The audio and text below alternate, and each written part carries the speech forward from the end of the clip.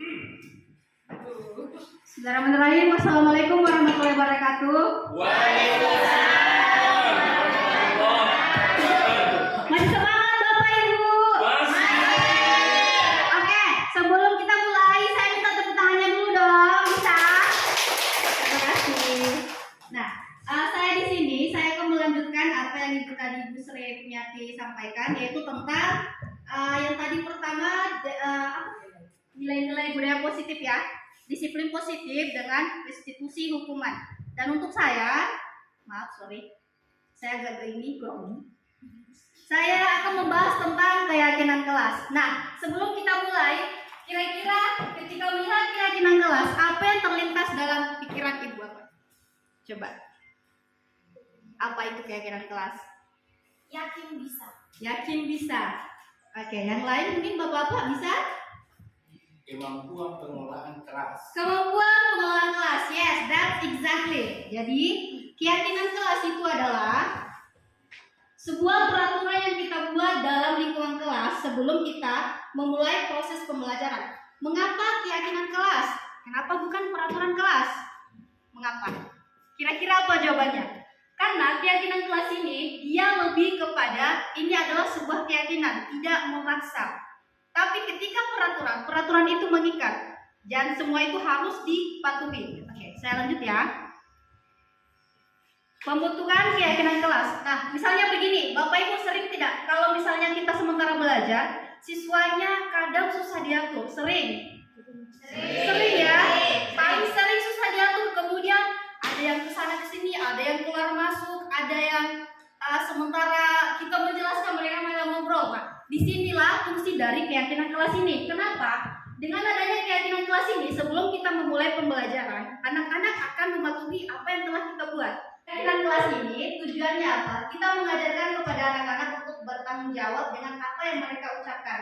Dan juga untuk pembelajaran ini supaya berpihak kepada murid. Seperti yang tadi dijelaskan oleh Ibu Sri Punyati bahwa pembelajaran itu harus berdiferensiasi. Jadi kita mengikuti apa maunya anak-anak. Nah, bagaimana cara membuat keyakinan kelas? Pertama, keyakinan ini harus abstrak. Kenapa bersifat ini abstrak dan lebih kepada, maksudnya lebih rinci dan konkret? Karena peraturan itu, seperti yang saya jelaskan di awal, dia tidak boleh mengikat, tapi mereka punya kesadaran sendiri untuk mematuhinya. Kemudian keyakinan kelas berupa pernyataan-pernyataan universal. Kenapa universal? Jangan sampai kalau kita mengambil peraturan misalnya daerah Papalang, nanti kasihan yang orang mandar, kayak saya sendiri ya, saya orang mandar, saya tidak mengerti. Jadi peraturannya itu harus yang universal, biar mereka semua paham. Kemudian pernyataan keyakinan kelas senantiasa dibuat dalam bentuk yang positif. Kembali lagi, kita ini akan mengamalkan budaya positif. Jadi harus dalam membuat keyakinan kelas bentuknya harus yang positif. Kemudian, nah ini yang paling penting, keyakinan kelas tidak boleh banyak. Karena kalau banyak, itu siswa akan pusing mikirnya. Ini peraturannya saking banyaknya kita bingung yang mana dulu. Dan keyakinan kelas sebaiknya sesuatu yang dapat diterapkan di lingkungan tersebut. Misalnya di sini ya, paling sering saya dapati itu di sini siswanya sering berbahasa Mamuju. Dan saya kurang paham bahasa Mamuju, meskipun saya sudah selama di sini. Dan itu kalau misalnya anak-anak kadang memakai bahasa daerah, kita kurang paham. Takutnya kita merasa ini mengejek, padahal sebenarnya siswanya memuji. Nah, makanya kenapa keyakinan kelas itu bisa diterapkan di lingkungan tersebut, misalnya pakai bahasa Indonesia, karena supaya tidak ada salah paham di antara kita. Next. Kemudian semua warga kelas hendaknya berkontribusi. Nah, ini yang paling penting. Di sini kita akan melihat siswa itu ternyata maunya seperti apa. Jangan sampai kita buat peraturan anak-anak kalian harus seperti ini dalam kelas, tapi ternyata mereka tidak suka. Seperti yang kata Ibu tadi, Ibu Sri Punyati bilang, jangan memaksakan kehendak kepada anak-anak. Jadi harus kita lihat dulu mereka maunya seperti apa. Apakah mereka setuju dengan peraturan yang kita buat? Kalau misalnya mereka tidak setuju, nantinya anak-anak belajarnya itu tidak akan nyaman ya. Mereka tidak akan merasa bebas untuk berekspresi karena itu bukan lahir dari apa yang mereka pikirkan. Kemudian bersedia meninjau kembali keyakinan kelas dari waktu ke waktu. Nah, misalnya keyakinan kelasnya ternyata setelah 1 semester oh ternyata tidak sudah sesuai lagi. Jadi butuh ada yang namanya kita tinjau kembali mana-mana yang perlu diperbaiki, mana-mana misalnya kalau selama ini anak-anak sebelum ke kelas tidak tertib, kalau misalnya sudah tertib, nah kita tinjau kembali itu kita hilangkan, kita tambah lagi dengan keyakinan kelas yang baru. Oke, sampai sini paham Bapak Ibu? Paham ya? Oke, ini contoh keyakinan kelas yang saya buat di kelas saya bahasa Inggris. Pertama, siswa harus hadir tepat waktu. Jangan gurunya sudah di dalam, siswanya masih di luar kayak kambing keluar masuk ya. Itu kan menghambat proses pembelajaran. Kemudian siswa harus aktif selama pembelajaran. Ini yang paling penting. Karena kenapa? Banyak dan kita terpadu guru-guru. Kalau misalnya ada satu siswa yang aktif, kita fokus sama siswa itu saja. Yang berada di pojokan tidak kita pedulikan. Karena kenapa? Dia tidak aktif. Padahal itu salah. Dan makanya kita buat siswa harus aktif selama pembelajaran. Biar semua siswa aktif.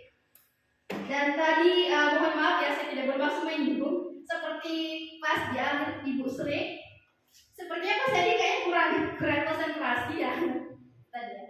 Ditanya, Pak Sedi ada pertanyaan, bapaknya kayak kaget. Itu menandakan bahwa Pak Sedi tadi itu tidak konsentrasi, dia tidak ada di diskusi. Mohon maaf ya. Kurang kopi ya. Oke, bisa kok bisa. Kemudian saling menghargai pendapat. Ini yang paling penting.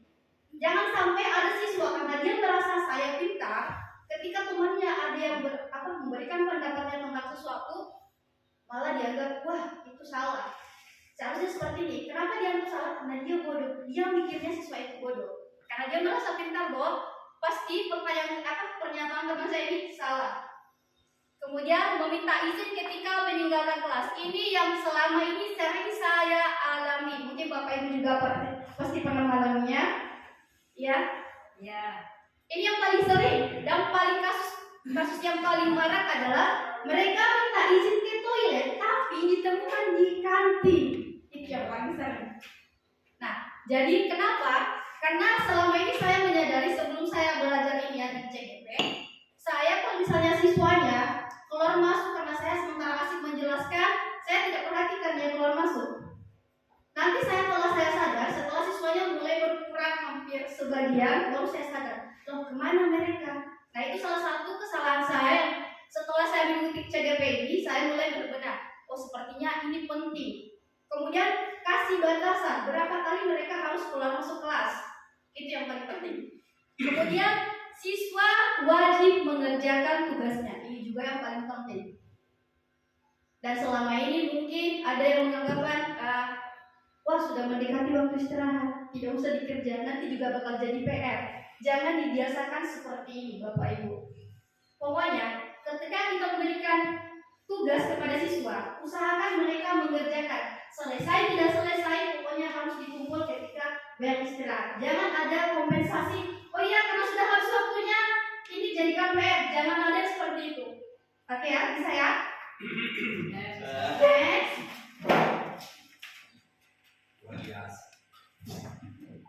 Oke, nah ini kegiatan yang tampak dari aksi nyata. Misalnya datang tepat waktu. Ini yang tampak dari siswa. Kemudian menyapa teman dan guru setiap hari.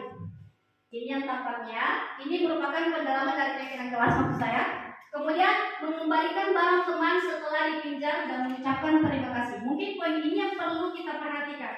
Karena banyak pengalaman saya ketika mengajar, ada temannya tidak punya pulpen. Tapi apa yang terjadi? Mereka malah maksa minjam pulpen temannya. Sering, paling sering seperti itu. Dan yang paling sering terjadi, pulpennya bukannya dikembalikan tapi dimasukkan ke dalam tas.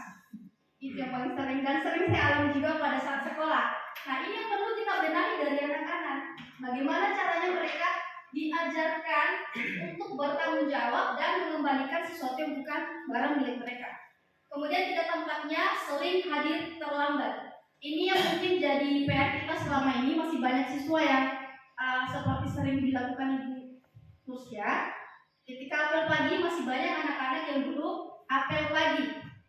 Karena mungkin mereka pikir untuk apa upload lagi, tidak ada faedahnya, tidak ada manfaatnya. Padahal itu kita mengajarkan disiplin tepat waktu kepada anak-anak. Kemudian tak acuh kepada teman dan guru. Ini saya jadi ingat sama siswa saya Muhammad Alvin. Ini Muhammad Alvin dalam kesehariannya memang dia seperti itu.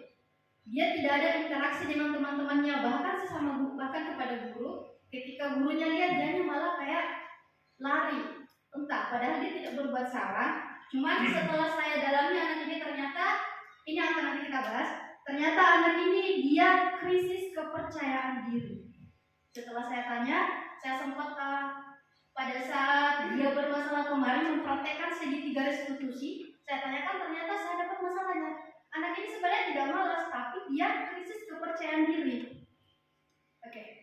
Kemudian ada tidak mengembalikan barang yang telah dipinjam dan meletakkan sembarangan. Ini masih mending jika dia meletakkan sembarangan, tapi kalau misalnya diambil itu yang menjadi masalah.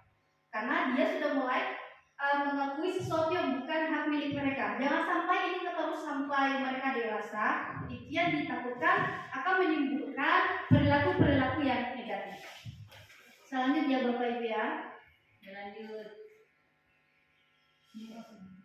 Nah ini 5 pengingat penting. Penting untuk mengingatkan siswa kita untuk selalu bersikap jujur.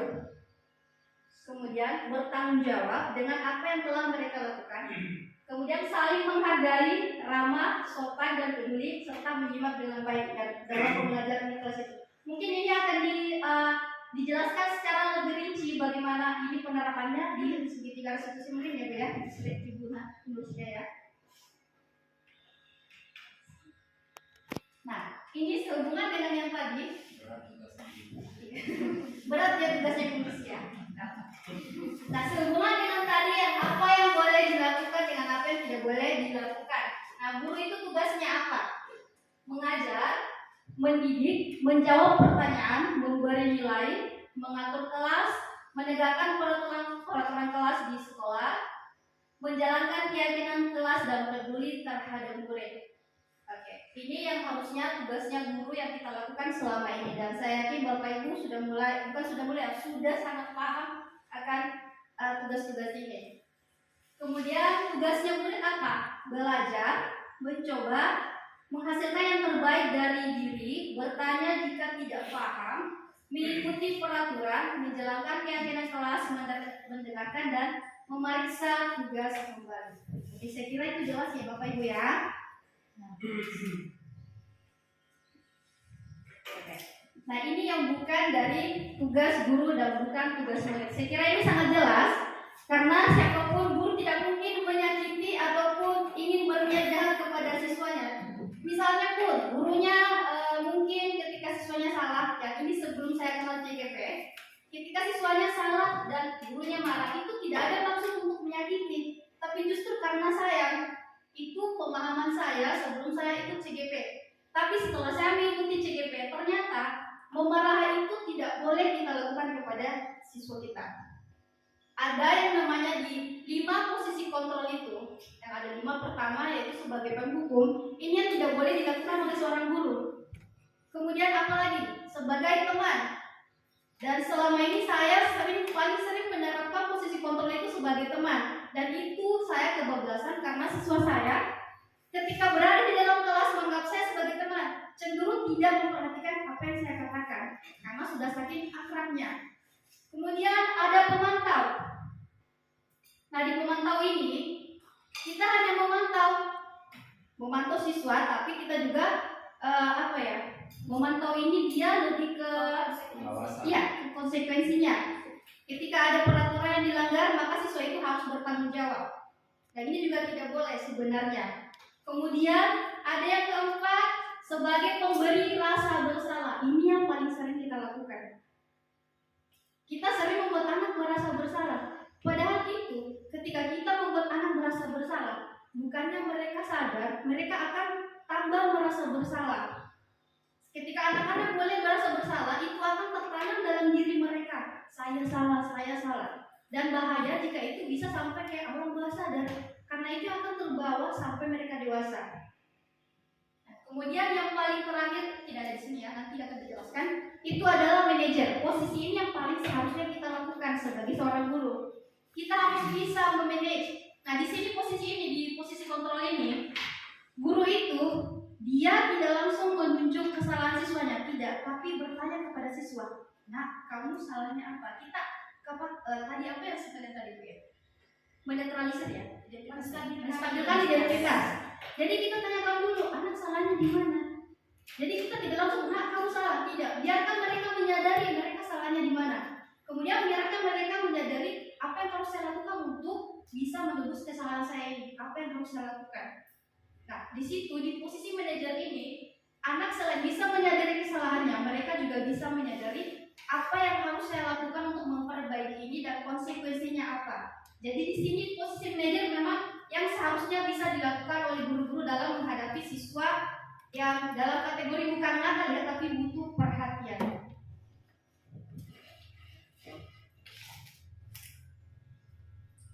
Oke, ternyata sudah masuk di bab kebutuhan dasar ya. Oke, di keyakinan kelas mungkin ada pertanyaan Bapak Ibu? Ada pertanyaan? Ya silakan Pak Jusri, mungkin bisa ke depan Pak Jusri ya. Ya masuk kamera Pak, wajah gantengnya. Oh, begitu. Iya. Sini saja Bu, Pak. Catatan saya. Oh, catatannya ya. Memang Oke, nggak apa-apa. Di HP saya Iya. harus dibantu karena saya tidak bawa kertas. Oh ya, tidak apa-apa. Langsung saja Bu. Ya. Oke, baik, terima kasih Bu Masda. Ini cukup sangat bukan cukup ya, sangat menarik penjelasannya tentang materi keyakinan kelas. Ya. Namun saya mungkin mau penjelasan lebih lagi. Saya antara tadi dijelaskan keyakinan kelas dengan peraturan itu berbeda ya. Tentang keyakinan yang saya tangkap tadi sifatnya lebih abstrak dan diharapkan anak-anak lebih bebas dan tidak mengikat seperti peraturan. Nah, namun setelah melihat contoh-contoh yang dijabarkan, saya jadi buram antara keyakinan kelas dengan peraturan ini tidak ada bedanya karena sama-sama mengingat. Contoh, saya kutip tadi yang Ibu sudah buat contoh dari keyakinan kelas. 1. Hadir di kelas tepat waktu, siswa harus aktif selama pembelajaran, saling menghargai pendapat teman, minta izin ketika meninggalkan kelas. Nah, ini siswa wajib mengerjakan tugas. Wajib yang saya pahami, tolong dikoreksi kalau salah. Wajib itu sifatnya mengikat. Nah, sekarang kita sepakat bahwa keyakinan kelas itu lebih abstrak, tidak mengikat siswa. Nah, kata siswa wajib itu sifatnya mengikat. Ini pemahaman saya, tolong diluruskan. 1. Makanya penjelasan atau keyakinan kelas dengan peraturan itu sedikit masih kurang di pemahaman saya, karena itu tadi wajib menurut saya itu sifatnya mengikat, sedangkan keyakinan kelas kita sepakat bahwa itu harus lebih abstrak dan tidak mengikat. Nah, berikutnya ada masalah-masalah kemudian ya bukan masalah, mungkin ini pendapat subjektif saya tentang siswa tidak boleh dihukum ya, melakukan pendekatan lebih dekat agar siswa lebih nyaman. Kan itu yang dia supaya tidak ada hukuman lagi, tidak ada konsekuensi fisik dan seterusnya.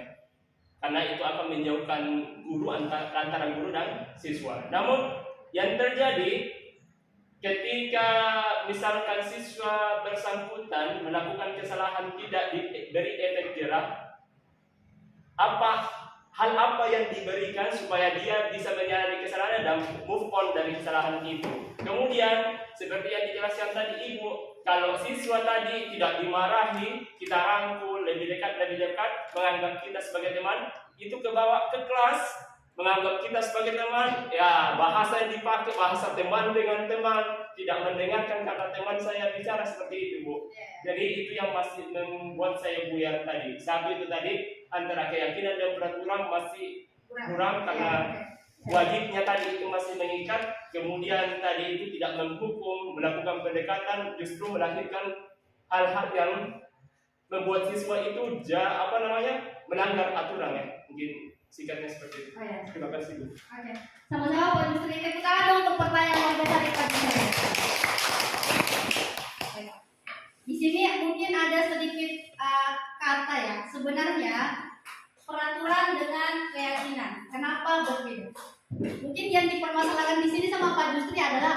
kata wajib di sini. Ada kata siswa wajib mengerjakan tugas. Nah, perlu saya tekankan, mungkin ini saya miss di sini menjelaskan bahwa keyakinan kelas ini siswa sendiri yang mengatakan, Ibu ini peraturannya, bukan peraturan, ini keyakinannya. Jadi bukan dari guru. Guru kita tinggal tanya, nah kalian mau kelasnya seperti apa? Tapi kita arahkan juga. Jangan dibebaskan juga, diarahkan ke kebaikan. Jadi ini semua yang ada ini hasil dari ide-ide mereka, apa yang mereka inginkan di dalam kelas tersebut. Jadi kita sebagai guru menampung, kemudian mengarahkan mereka, oh seperti ini maksudnya, dan lahirlah sebuah keyakinan kelas. Mungkin kata wajibnya di sini, ini sih sebenarnya agak mengikat ya peraturan. Tapi ini memang dari siswa, lahirnya dari siswa. Ini lahir dari siswa. Jadi bukan saya membuat peraturan, tapi mereka yang membuat. Mereka sendiri yang merasa bahwa kita wajib mengerjakan tugas. Iya, jadi peraturan itu mengikat memang. Peraturan itu dibuat dari misalnya kita sekolah, tidak boleh bolos. Siswa harus terima tidak terima, tidak boleh bolos.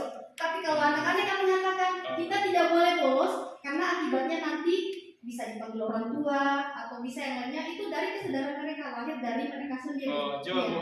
Coba koreksi kalau saya, berarti ini maksudnya, berarti saya sudah tangkap benang merahnya. Ini kalau peraturan kita yang mengikat, kalau keyakinan kelas mereka mengikat diri sendiri. Iya, mereka yang mengikat diri mereka sendiri. Paham. Iya. Ya. Jadi itu kalau semacam peraturan, pokoknya terima tidak terima harus patuhi aturan saya. Tapi kalau keyakinan kelas mereka yang buat, jadi mereka diajarkan untuk bertanggung jawab apa yang mereka sudah buat ini. Sampai sini. Betul. Oke. Biasa penjelasan yang begini. Nah, untuk yang kedua apa tadi ya? Untuk kedua tadi, yang tidak menghukum, melakukan pendekatan lebih dekat, menjadi nyaman menjadi teman, jadi bawaannya jadi teman dengan guru, dengan siswa jadi teman, akhirnya jadi tidak sopan karena membawa bahasa-bahasa yang seharusnya tidak kepada guru. Nah, itu untuk yang itu saya biasanya posisi kontrol ya, nanti dijelaskan sama guru Sia. Itu posisi kontrol 5, itu saya selama ini sebelum saya ada di CGP, saya paling sering memakai posisi kontrol teman karena saya merasa nyaman, saya merasa dekat dengan anak-anak. Cuman kebablasan karena kebawa ke dalam kelas, anak-anak merasa wah ini bestie saya ini. Jadi saya tidak dianggap sebagai gurunya, tapi didik kepada bestie. Dan saya sadari selama beberapa tahun terakhir, memang kok anak-anak ya begini susah ya diaturnya. Tapi setelah saya belajar di CGP, oh ternyata saya salahnya di sini. Ini yang tidak boleh saya lakukan. Dan meskipun saya ingin akrab dengan anak-anak, tapi itu dia, kita buat keyakinan kelas, kita buat batasan. Nah, di luar saya boleh jadi teman kalian, tapi di dalam kelas saya adalah guru kalian. Nah, mungkin itu bisa kita masukkan dalam keyakinan kelas sebagai tambahan yang untuk diarahkan. Nah, kemudian kenapa tidak boleh memarahi? Begini, anak-anak kalau dimarahi, cenderung mereka tidak akan mendengarkan. Ada dorongan dalam diri mereka, ini saya berhubungan dengan restitusi. Bukan restitusi, ya restitusi juga sama kebutuhan dasar manusia. 5 kebutuhan dasar manusia. Anak-anak kalau dia dimarahi, dia cenderung ada dorongan untuk melawan. Anak-anak akan saya benar, guru saya salah, kenapa saya dimarahi? Padahal saya cuma begini. Nah, kalau misalnya kita pakai kekerasan sama anak-anak, dia tidak akan mendengarkan. Tapi kalau kita pakai pendekatan, misalnya tadi saya sarankan tadi manajer, kita arahkan mereka, kita bawa situasi yang kondusif. Karena selama ini saya cerita ya, saya curhat saja nggak apa-apa ya. Sama Alvin, ini kalian seperti teman-teman semua tahu, Alvin itu selama dari kelas 8, kelas 9 itu, Masya Allah, luar biasa. Saya sudah menyerah menghadapinya. Saya sudah pakai berbagai cara, sudah saya marahi, sudah saya panggil orang tuanya. Saya belum ketemu ini apa masalahnya anak-anak ini? Kenapa dia selalu bolos? Dia kenapa? Apa yang terjadi sama dia? Nah, setelah saya coba praktekkan restitusi ini, saya panggil baik-baik, saya ajak dialog, saya ajak santai, saya cerita-cerita sebelum masuk ke intinya, saya dapatkan ternyata dia krisis kepercayaan diri. Itu yang pertama saya dapat. Dan kemudian yang kedua, dia haus akan pengakuan. Kemudian yang ketiga, orang tuanya, mohon maaf, ini dia kurang kasih sayang. Dia kurang kasih sayang dari orang tuanya. Kenapa? dia karena dia anak pertama, anak tunggal. Ini mindset, mohon maaf karena saya belum menikah, mohon maaf bapak-bapak ibu-ibu. Mindset orang tua bahwa anak laki-laki itu tidak butuh perhatian itu salah. Mereka butuh diperhatikan. Jangan karena mentang-mentang dia anak laki-laki tidak diperhatikan. Atau karena mungkin si Alvin ini dia punya adik. Jadi kasih sayang orang tuanya lebih ke adiknya yang sekarang. Itu Alvin yang merasa dicuekin. Itu yang pertama. Kedua, orang tuanya sering membandingkan dia. Ini yang paling parah. Dia sering membandingkan Alvin dengan anak tetangga. Lihat itu yang di sana, anaknya seperti itu. Jangan dibandingkan bapak ibu. Karena saya pengalaman saya selalu dibandingkan juga dulu. Curhat lagi. Ya, ketika kita dibandingkan, kita bukannya ingin berusaha lebih baik, kita malahan tidak ingin berusaha lebih baik. Karena kenapa? Ketika saya melakukan sesuatu yang orang perintahkan itu tidak lahir dari dalam diri saya. Artinya saya memenuhi kepuasan dia, bukan kepuasan saya. Itu yang terjadi. Nah, ini kasus di Alvin ini sangat komplikasi. Ada butuh akan pengakuan, kemudian kasih sayang, dan yang terakhir apa tadi saya lupa lagi? Krisis kepercayaan diri. Nah, ini semua tiga ini pernah saya alami ketika saya berada di SMP. Pernah saya alami, tapi saya berjuang bagaimana caranya bisa ini yang ketiga ini bisa saya hilangkan. Saya berjuang sendiri. Bahkan yang sampai sekarang saya masih perjuangan adalah krisis kepercayaan diri. Saya masih kurang di situ. Nah, tapi setelah berada di CGP saya mulai menyadari ternyata sikap negatif yang anak-anak tunjukkan selama dalam kelas itu karena mereka kekurangan dari 5 kebutuhan dasar manusia. Nah, ini katanya di CGP itu ketika anak-anak kekurangan dari 5 kebutuhan dasar manusia ini akan melahirkan perilaku negatif nantinya. Misalnya dia kurang kasih sayang, dia akan melakukan apa di sekolah? Biasanya dia cari perhatian lewat gurunya mungkin atau mengganggu temannya. Karena setelah mereka diganggu, orang tuanya bakal datang. Sorry Pak. Setelah dia mengganggu temannya akan melapor kepada guru, kemudian guru akan memanggil orang tuanya. Nah, di situ baru dia akan mendapatkan perhatian. Ini kayak terlalu panjang ya penjelasannya Bapak ya? Mohon maaf. Mohon maaf. Terlalu panjang penjelasannya ya? Aduh maaf ya. Aduh saya ada kebablasan. Minta maaf. Bagaimana Kak Justri? Aduh maaf. Sudah luar biasa Bu ya. Iya. Saya sudah dapat barang-barangnya tadi. Yang tadinya kurang-kurang jadi sekarang sangat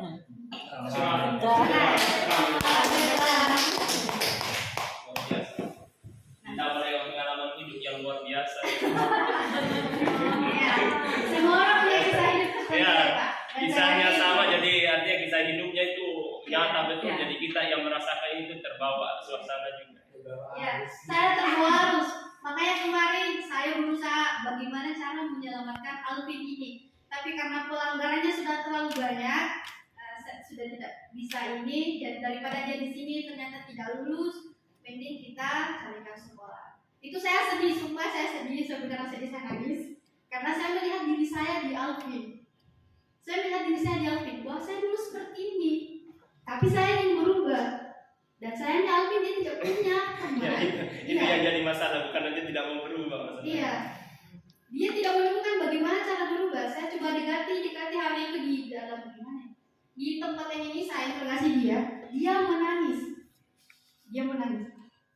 Saya coba bagaimana caranya saya bisa mengajak anak ini memunculkan rasa percaya dirinya bahwa dibandingkan itu tidak usah dengarkan. Kamu itu ganteng nak, saya jelaskan sama dia. Saya jelaskan karena dia merasa saya tidak ganteng Bu. Saya dibandingkan begini. Jadi bagaimana cara saya untuk menyelamatkan ternyata tidak bisa ya walaupun ya. Mau bagaimana lagi saya tidak bisa ya inilah batasan yang bisa saya lakukan. Iya mungkin sudah jalannya seperti itu, semoga Alvin sukses ya, doakan terus amin. Oke. Kita masuk ke masih ada pertanyaan Bapak Ibu? Ya, jangan sedikit. Ini bukan pertanyaan, hanya mau menyenangkan persepsi. Ya. Tadi saya sudah dengarkan beberapa argumen antara Justri Adi tentang pemahaman keyakinan kelas dengan peraturan. Iya. Saya sudah. Mungkin bisa pakai mic Pak, biar Tidak usah. suaranya. Tidak usah. Oke, baik, Pak. Saya dulu. Ya. Terima kasih. Jadi tadi saya sudah sampaikan, ini bukan pertanyaan tapi hanya mau menyamakan persepsi. Kalau bisa dianalisis sesuai dengan pengalaman kita di CGP.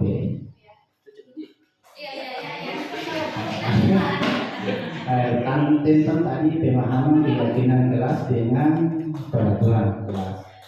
Ya, sesuai dengan apa yang saya terapkan juga selama ini sejak saya diangkat dipercayakan menjadi seorang pendidik, ya, guru.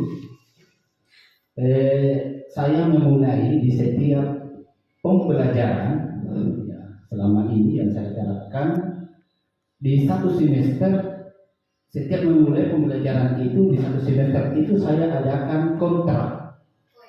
Ya, kontrak ya. Nah, kontrak yang isinya ini adalah kalau di masa kuliah kita mungkin kita sudah alami bersama ada namanya kontrak perkuliahan. Tapi saya rubah saya terapkan di sekolah tingkatan pertama SMP namanya kontrak pembelajaran selama satu semester itu. Nah, di kontrak pembelajaran ini kami buat, bukan saya yang buat, tapi kami buat kesepakatan. Jadi kesepakatan antara saya dengan beberapa dengan siswa, dan itu berlaku universal semua siswa.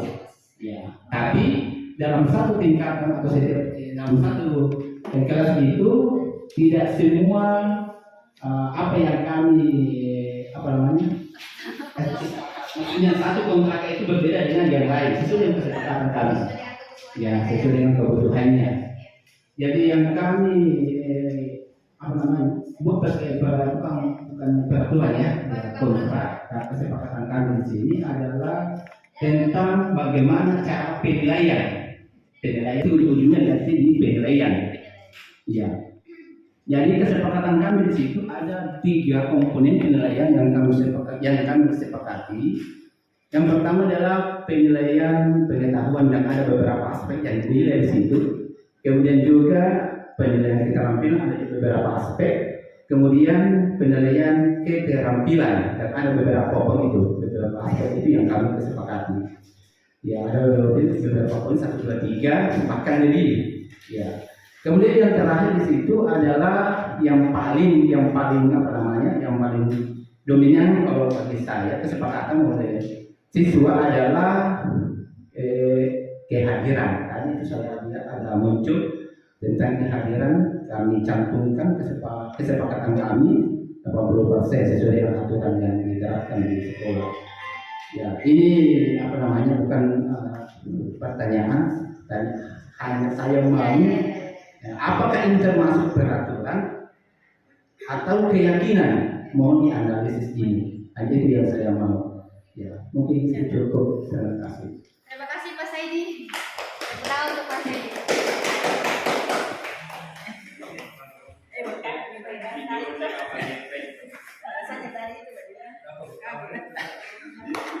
Oke, luar biasa sekali. Saya jadi mengenang masa-masa saya di sekolah. Saya jadi ingat flashback. Ketika tadi Pak Saidi mengatakan bahwa dulu masih berlangsung sampai sekarang ya Pak ya? Masih ya? Dulu saya juga di sekolah ketika SMP dan SMA itu sering juga guru saya melakukan hal tersebut. Saya baru ingat di mana kita dalam ini pada saat awal masuk sekolah ditampilkan prasyarat naik kelas. Pertama ada kehadiran harus 60%.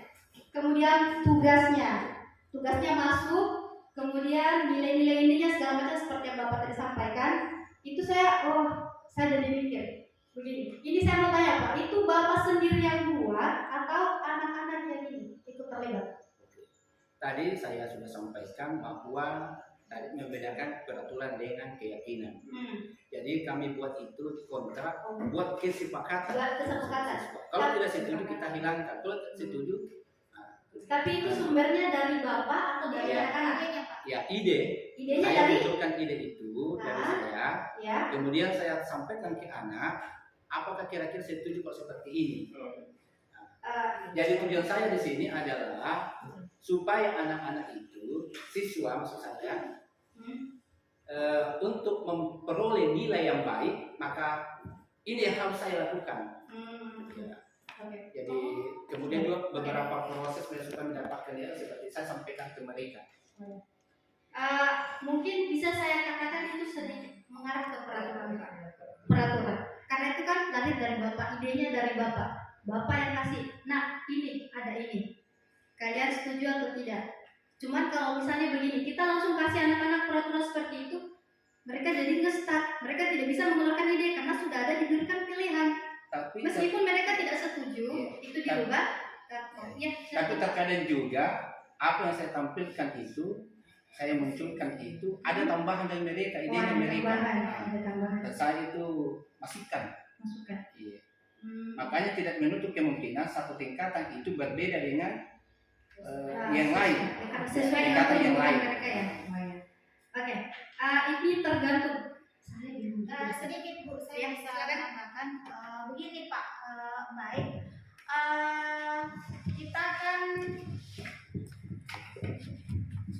saat ini karena adanya kegiatan ini, semoga Bapak Ibu semuanya kembali ke tadi, mari kita sama-sama merubah mindset kita. Kan Bapak sudah melakukan idenya dari Bapak, kemudian Bapak menawarkan kepada siswa kita. Sekarang mari kita balik. Ide dari anak-anak, kalau anak-anak misalnya tidak memberikan ide, silakan Bapak memberikan ide, dirubah. Yang dahulunya Bapak duluan memberikan ide, sekarang dirubah dari anak-anak kita dahulu. Kalau anak-anak sudah tidak mempunyai ide, Bapak Ibu silakan kasih masukan sehingga itu menjadi sebuah keyakinan. Nah, itu yang harus kita rubah. Jadi apa yang sudah Bapak lakukan itu sudah mengarah ke keyakinan kelas. Hanya prosesnya saja itu yang perlu dirubah itu. Nah, seperti itu Pak. Terima kasih. Tambahannya dan juga Pak Saidi. Jadi seperti itu ya Bapak Ibu ya. Jadi dalam membuat keyakinan kelas itu harus lahir dari siswa dulu. Kasih mereka kesempatan. Biarkan imajinasi mereka, kreativitas mereka, critical thinking mereka jalan. Jangan kita terus yang memberikan, nah ini. Kalau seperti itu anak-anak tidak akan bisa berpikir. Mereka tidak bisa mengembangkan daya pikir mereka, critical thinking. Nah, seperti yang tadi Ibu bilang, kalau misalnya ternyata anak-anak tidak punya ide, kita kasihkan. Kita kasih ide seperti ini. Kita arahkan mereka bagaimana supaya mereka ini bisa menjadi lebih baik. Seperti itu ya Bapak ya. Bagaimana Pak Saidi? Oke, terima kasih. Ya. Jadi di sini mindset yang penting ya. Ya, mindset yang penting. Karena ya selama ini kita masuk kelas, letakkan buku, salam, absen, ngajar. Gitu aja terus dulu. Itu dulu saya. Sebelum saya kenal yang namanya CGP. Pokoknya itu seperti monoton. Jadi ketika ada kendala dalam kelas, karena kita tidak buat peraturan, kita kaget, ini cara menyelesaikannya seperti apa? Bagaimana membuat mereka bertanggung jawab? Karena kita tidak buat keyakinan kelas. Jadi kita sendiri yang ribet. Jadi mulai dari sekarang, ayo Bapak Ibu kita mulai buat keyakinan kelas. Biar kita mengajarnya enak, anak-anak juga belajarnya jadi aman, tenang, damai dan tentram seperti itu ya. Mantap. Banyak atas kesempatan yang diberikan. Ya Pak. Ya terkait dengan materi tentang keyakinan kelas. Ya. Saya juga secara pribadi ini pernah juga secara nyata menerapkan ini di kelas. Tapi setelah mendengar penjelasan dari Ibu tadi, saya mulai berpikir, oh ternyata apa yang saya terapkan di kelas selama ini itu salah, keliru. Karena selama ini saya menerapkan keyakinan kelas itu sesuai, saya menganggap itu adalah aturan. Iya, aturan ya. Karena perlu ada konsekuensi Iya. dasar atau hukuman yang diberikan ketika anak itu melanggar. Itu yang kelirunya di situ. Iya. Tapi setelah mendengar ini saya jadi agak terbuka pemahaman bahwa itu adalah kekeliruan. Masya Allah. Iya. Alhamdulillah sudah tercapai. silahkan. Ya, jadi pertanyaan saya, kalau misalnya di keyakinan kelas ini tidak ada konsekuensi hukum yang diberikan, kira-kira seperti apa nantinya ini? Apakah anak itu bisa berubah atau bagaimana? Ya, tidak lanjut dari itu. Ya, itu cukup sekian. Oke, terima kasih Pak atas pertanyaan luar biasa. Nah, tindak lanjutnya. Ya. Jadi dari keyakinan kelas ini, misalnya kalau ada yang melanggar, itu kan mereka yang buat sendiri. Nah, ketika mereka begini, kalau kita buat sendiri peraturan, hari ini saya mau seperti ini. Tapi ketika kita melanggar, akan ada timbul rasa bersalah dalam diri sendiri. Itu yang ingin kita tekankan sama anak. Memang tidak cukup. Karena kalau misalnya kita buat keyakinan kelas, kemudian keyakinan kelasnya kalau dilanggar ada hukuman, itu lagi yang salah, karena balik lagi tidak boleh ada hukuman. Jadi ini kita berusaha untuk menyadarkan anak-anak untuk bertanggung jawab, kemudian menyadari apa yang harus dia lakukan untuk bisa jadi lebih baik. Seperti itu. Ini seperti itu ya. Kalau misalnya ada ternyata yang ternyata ada yang melanggar, nah disitulah restitusi berlaku. Kenapa anak ini sudah buat keyakinan kelas tapi masih melakukan hal yang sebaliknya yang dia katakan? Nah di situ kita akan tanya restitusi, disitulah berlaku restitusi. Apa masalah anak ini? Jangan langsung dicap dia bandel, dia nakal. Tidak boleh seperti itu. Oh ya, kita harus cari tahu dulu anak ini kenapa, apa masalahnya sebenarnya, kenapa dia tidak bisa. Jadi tidak boleh anak-anak bilang, "Pak, kamu nakal, tidak mau mendengarkan." Tidak, tapi cari tahu terlebih dahulu apa masalah anak tersebut. Nah, setelah di situ kita tahu masalahnya apa, baru kita ambil keputusan apa yang harus dilakukan sama anak tersebut sesuai dengan ciri-ciri apa sih yang dia timbulkan, perilaku yang dia tampakkan. Nah, dari situ kita bisa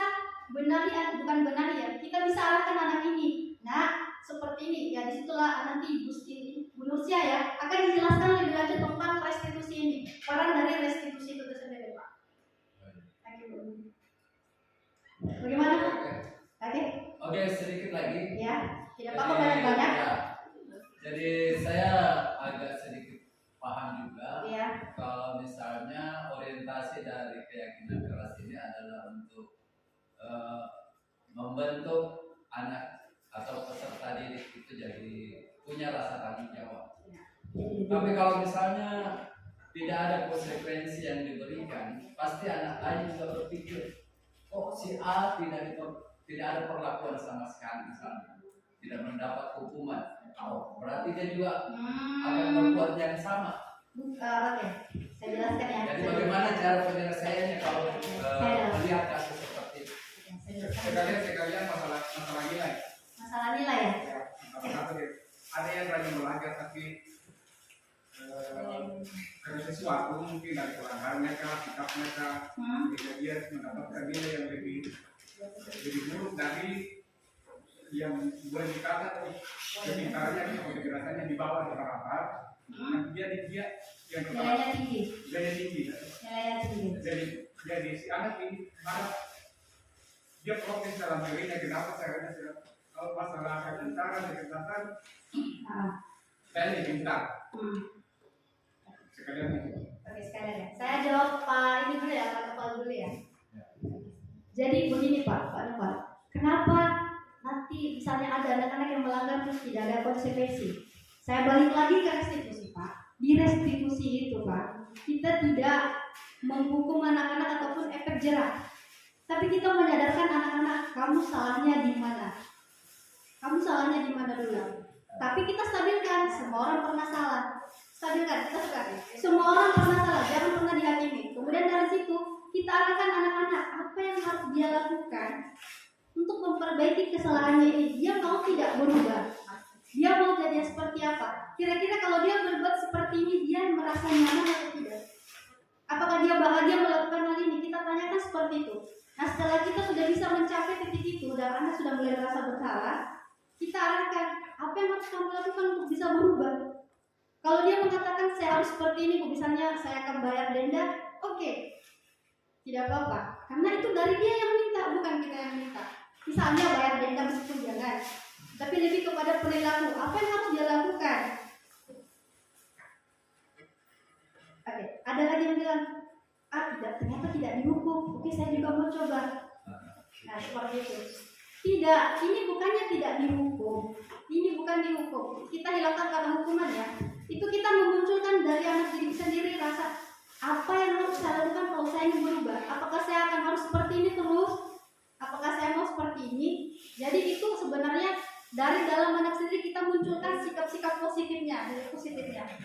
Apakah dia mau seperti ini masa depannya dengan berbuat yang terus melanggar, atau dia memilih untuk memperbaiki kesalahannya dengan melakukan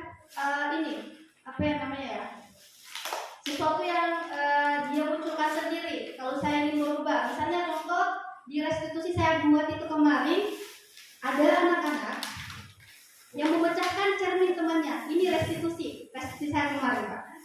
Ada anak-anak yang memecahkan cermin temannya. Awalnya mereka berkelahi, kemudian saya tengahi. Kenapa? Masalahnya di mana? Masalahnya seperti apa? Karena ini yang pecah cerminnya tidak terima, dia sudah marah-marah. Saya tanya, kamu dengan marah-marah ini bagaimana perasaanmu? Kamu bahagia atau apa? Dia bilang ternyata dia capek marah-marah. Jadi saya tanya, jadi kamu maunya seperti apa? Maunya jadi bagaimana? Nah, dari situ setelah kita bisa mencapai titik seperti itu, anak-anak akan sadar sendiri, oh ternyata marah-marah itu capek bu, malah nambah masalah. Nah, jadi saya tanyakan, jadi mau bagaimana? Kamu mau seperti apa? Dia bilang, oke, saya mau baikan karena saya capek marah-marah dan ini cermin saya tidak usah diganti. Itu nanti mungkin bisa ditampilkan kalau, oh kayaknya waktunya sudah sisa 11 menit lagi, saya tidak bisa tampilkan. Oke, untuk yang Bapak tadi ada, tapi tunggu dulu Bapak, bagaimana Pak? Oke, saya ini ya, make it clear saja. Ada siswa yang nakal, tapi nilainya tinggi. Terus ada siswa yang selama ini dia cenderung baik-baik aja, tapi kenapa kok nilainya rendah? Ini bukan salahnya dari siswa, tapi ada, mohon maaf, bagaimana cara gurunya memberikan nilai? Mohon maaf, apakah dia hanya memasukkan nilai pengetahuan tanpa memasukkan nilai keterampilan, sikap dan yang lainnya? Jadi kita tidak boleh hanya lihat, oh hasil ujiannya, hasil ulangannya seperti ini, kemudian kita kalkulasikan impian jadi nilai rapor. Sebenarnya seharusnya tidak seperti itu. Kita harus lihat dulu, ada berbagai banyak nilai yang harus kita perhatikan. Jangan senyum-senyum gitu dong. Bagaimana? Jadi saya mohon maaf Bapak Ibu.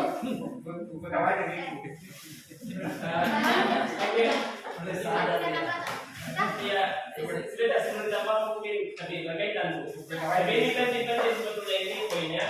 Nah, berkaitan tadi sekaitan dengan masih bisa ini Bisa ya, silakan Pak. sekaitan dengan pertanyaannya Pak Bahtiar ini penting betul ya. Jadi bagaimana anak yang kurang dalam sikapnya tapi nyatanya nilai yang tinggi. Nah, pertanyaan berikutnya adalah ini penting menurut saya, korelasi antara nilai pengetahuan, keterampilan dan sikap. Sikap itu kan deskriptif, bukan dalam nilai. Nah, misalkan contoh saja, pengetahuannya 80, keterampilannya 85, sikapnya misalkan C. Kira-kira untuk nilai hasil akhirnya ini, nilainya anak-anak itu kira-kira berapa? Maksudnya intinya adalah bagaimana korelasi nilai sikap masuk ke dalam nilai pengetahuan dan keterampilan. Itu intinya. Nah, itu juga Karena itu nilainya deskriptif. Iya, silakan. Apakah di Ya, oke, saya paham maksud Bapak. Ya. Nah, itu juga yang sebenarnya dilema kita guru-guru. Karena selama ini penilaian kita banyak langsung data itu. Kita cenderung pakai penilaiannya cuma pengetahuan. Tidak ada sangkut pautnya dengan nilai sikap selama ini. Ini kita cuma bilang nilainya 90, ini tugasnya masuk tanpa melihat anaknya dulu, gimana perilaku anaknya. Itu makanya saya di kelas saya kasih paham anak-anak. Percuma kau pintar Ya. kalau sikapmu buruk. Iya, itu tepat sekali Pak ya. Jadi memang ya saya tambahkan maaf ya. Jadi memang seharusnya kita perhatikan nilai sikap juga. Jangan cuma dari nilai akademik. Karena nilai akademik itu apa sih? Nilai akademik kita bisa, you know what I mean? Maksudnya nilai akademik itu ya. I know that. Oke, nilai akademik itu apa? Nilai akademik itu begini, saya belajar dari pengalaman. IPK yang selama ini kita bangga-banggakan IPK 4, kita bangga dengan IPK itu lulus, tapi setelah di lapangan itu IPK berlaku tidak? Tidak berlaku IPK. Yang berlaku apa? Pengalaman, pengetahuan, dan juga sikap. Ini yang penting ini. IPK itu apa sih? Itu bisa dimanipulasi, mohon maaf. Itu bisa dimanipulasi. Kita dengan rajin datang kuliah, dapat A, dapat A kerja tugas.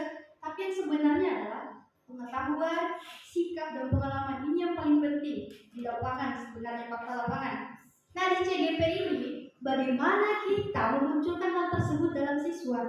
Jangan hanya dari nilai ini saja, dari nilai pengetahuan. Tapi bagaimana kita memunculkan nilai-nilai positif yang ada dalam siswa? Caranya dengan pembelajarannya harus berpihak pada siswa. Seperti itu Bapak Ibu. Bagaimana? Ya itu tadi intinya itu konversi antara nilai sikap yang abstrak, Ya. yang deskriptif, Ya. masuk ke dalam nilai yang nominal begitu. Hmm. Contohnya tadi pengetahuan 80, keterampilan 85, Ya. sifatnya kurang sekali, C Ya. cenderung ke D. Mengkonversi C-nya ini ke 80, 85 itu jadinya hasil akhir itu jadi apa maksud Ya, saya? oke, siapa? Iya. Nah, sampai di K13 kemarin itu pintar, keras tapi sikapnya buruk, bisa tidak ada keras. Iya, bisa. Walaupun nilai pengetahuannya 100, pokoknya di atas rata-rata lah. Kata tidak bisa lulus kalau sikapnya tidak baik. Ya, terlepas dari siapa yang ditanyakan bagus. Ya, mengkonversi ya. Mengkonversi yang tadi Bisa tidak? Itu Saya ikut tambahan barangkali. Untuk mendapatkan hasil. ya Iya. itu mungkin yang penting kita harus. Selama ini kan kira mengira-ngira. Iya. Oke. Begini Bapak Ibu, mohon maaf. Kenapa muncul kurikulum merdeka? Mohon maaf saya berdiri. Jadi sibuk pada Ya, berdiri. Siapa Kemunculan dari kurikulum merdeka ini, Bapak Ibu, kemunculan dari kurikulum merdeka ini itu karena keresahan yang ini. Yang ditakutkan siswa kita pintar di pengetahuan, tetapi sikapnya belum tentu. Makanya di kurikulum merdeka ada namanya profil pelajar Pancasila yang sudah saya jelaskan tadi, beriman, bertakwa, mandiri, bernalar kritis, dan lain sebagainya. Di kurikulum merdeka itu ada nilai P5. Ada nilai P5. Ada juga nilai sikap.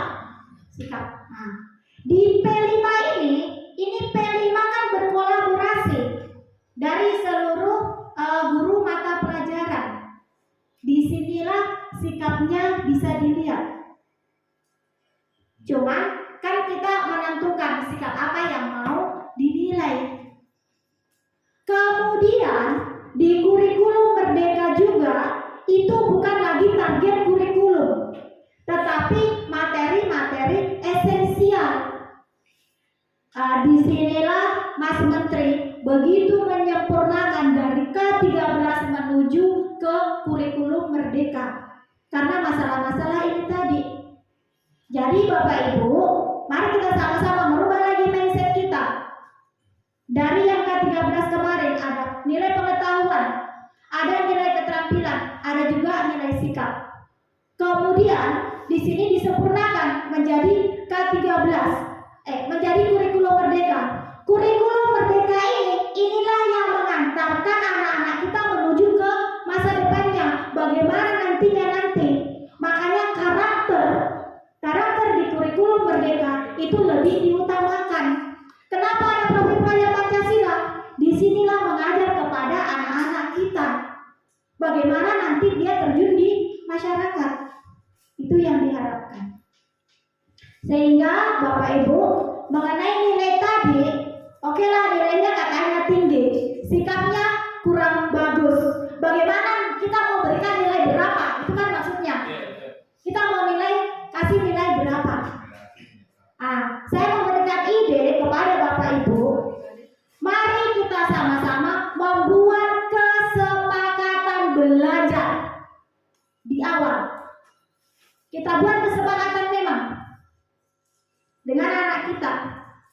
dengan melihat kira-kira apa yang akan terjadi. Jangan sampai terjadi seperti itu. Kita buat memang kesepakatan ini. Kemudian kita sebagai guru selain membuat kesepakatan belajar dengan anak-anak kita juga menyampaikan. Ini yang paling utama, yang jarang sekali kita sampaikan kepada anak-anak kita.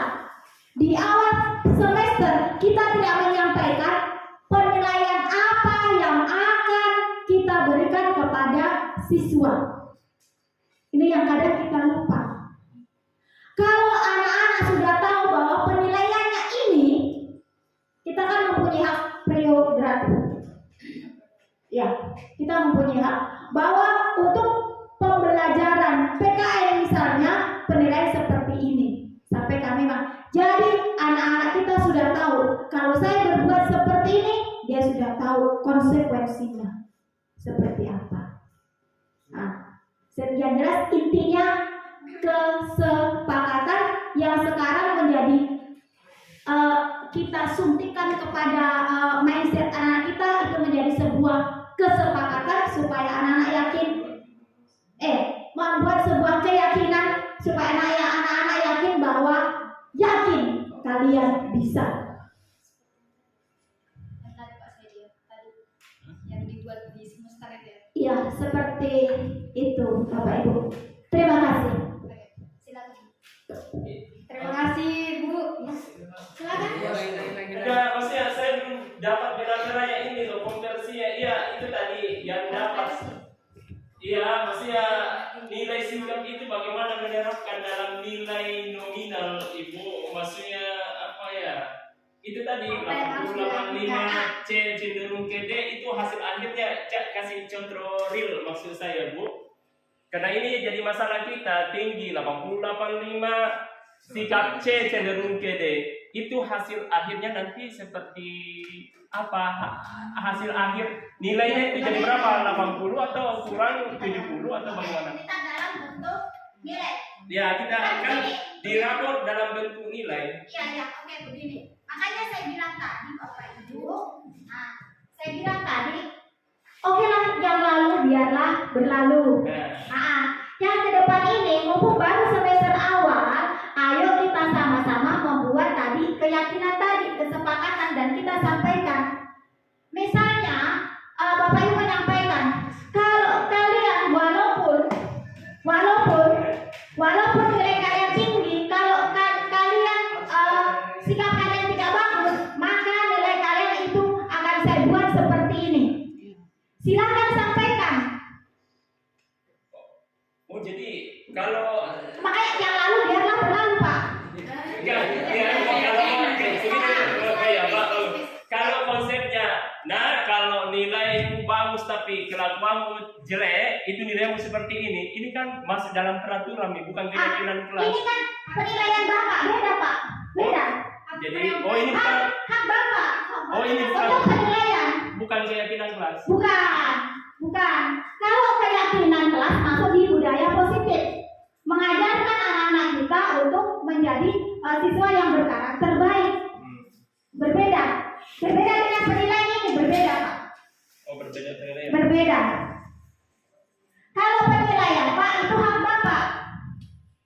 Beda dengan tadi keyakinan, beda itu. Masih bingung Pak? Ya, bingung sih. Ya, oke, kita bersingkat. Oke, penilaian itu hak prerogatif dari seorang guru. Oke. Ya, tapi disampaikan memang Pak. Disampaikan memang supaya anak-anak tahu. Ya, mumpung kita semua. Disampaikan memang. Kalau Bapak tidak menyampaikan, pasti anak-anak akan protes. Dia membawa ini. Nah, ini bukti nilai saya. Bahkan ada orang tua siswa protes. Saya melihat nilai anak saya. Ya. Tapi kalau sudah ada penyampaian bahwa penilaiannya seperti ini, itu sudah tidak akan lagi protes. Ya, Gitu. betul. Ya. Makanya saya minta itu bukti kode, karena sebetulnya saya dari semester awal dan sebelum saya mengajar itu begitu terus, Bu. Saya pokoknya nilaimu bagus tapi kelakuanmu pasti akan berpengaruh, ya. Saya selalu sampaikan itu, pokoknya bukan hanya, makanya saya bilang Bu, nilai sikap itu nomor 1, nilai yang lainmu itu nomor sekian. Saya selalu sampaikan itu. Cuman eksekusinya ini Bu, menerapkan nilai sikap ke dalam nilai akhir itu yang masih buntu, yang Itu sampai kan sekarang. Bapak yang atur. Konversi angkanya. Konversi angkanya kan Bapak sendiri. Maunya seperti apa Bapak sendiri. Berarti dari kita. Iya. Itu bukan masuk di kesepakatan, bukan. Bukan. Atau barangkali kita bisa rumuskan Bisa. antara Dewan Guru. Kalau itu kita bisa rumuskan bersama-sama. Maksud saya begini Bu, jadi masalah begini. Oke lah, kan selama ini begitu jika sebetulnya menilai ini, maksudnya ini anak-anak bagus memang, tapi yakin dan percaya kita begitu. Oh ini anak-anak agak kurang kelakuannya, kasih ini Pak. Oh, Tidak jadi ada, maksud saya Bu, saya paham itunya. Cuman kalau tidak ada, kita hanya menebak atau mengira-ngira berdasarkan nilai subjektivitas kita, legalitas nilainya itu ketika digugat apa? Apa dasar kalian? Mengucapkan orang tua, apa dasar tak? kan Bapak sudah menyampaikan tadi ke siswa. Iya. Sampaikan memang itu yang untuk nilai mata pelajaran Bapak sendiri kan. Tetapi, ini kalau kita di sekolah kita membuat sebuah kesepakatan mengatur antara nilai pengetahuan dan sikap, itu silakan, sah-sah saja. Itu yang maksud saya Bu.